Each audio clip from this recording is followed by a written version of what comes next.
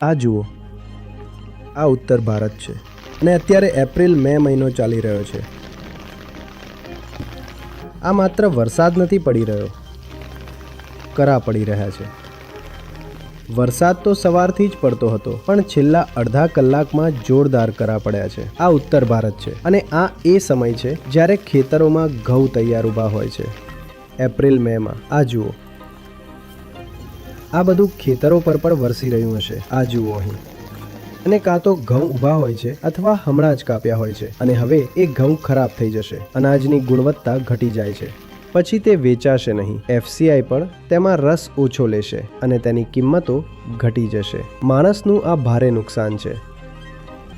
આવું જ કેરી સાથે થવાનું છે, લીચી સાથે થવાનું છે અને શાકભાજી સાથે પણ થવાનું છે. અને આ ક્લાઇમેટ ચેન્જ છે. એપ્રિલ મહિનામાં ઉત્તર ભારતમાં આટલો ભારે વરસાદ ન હોઈ શકે. આ સીધે સીધું ક્લાઇમેટ ચેન્જ છે અને તેનો પહેલો ફટકો ગરીબો પર પડી રહ્યો છે. લોકોને લાગે છે કે ક્લાઇમેટ ચેન્જનો અર્થ માત્ર એટલો જ છે કે તાપમાન 1, 2 કે 3 ડિગ્રી વધી જશે અને આપણે આપણું AC એડજસ્ટ કરી લઈશું તો કામ ચાલી જશે. ના, ભૂખમરો, સામૂહિક સ્થળાંતર. મોટી વસ્તીએ પોતાની જગ્યાઓ છોડીને પલાયન કરવું પડશે, કારણ કે જ્યાં વરસાદ પડતો હતો ત્યાં પડશે નહીં, જ્યાં નહોતો પડતો ત્યાં પડવા લાગશે. નદીઓ સુકાઈ જશે. આખી ખેતીની પદ્ધતિઓ માત્ર ડિસ્ટર્બ જ નહીં પણ નષ્ટ થઈ જશે. ગરીબોએ સૌથી ઓછું કાર્બન ઉત્સર્જન કર્યું છે, પણ સૌથી વધુ તે જ માર્યા જશે. આ બધી તબાહીની શરૂઆત થઈ ચૂકી છે. જેમની પાસે પૈસા છે તેમના માટે તો આ એક નજારો છે. તેમને માટે તો આ મોસમ ખુશનુમા છે. તેઓ કહેશે કે ખૂબ સરસ છે, ગરમી વધી રહી હતી, સારું થયું વરસાદ પડી ગયો. પણ ખેડૂતને જઈને પૂછો કે તેની શું હાલત થઈ રહી છે જ્યારે તેના ઘઉં,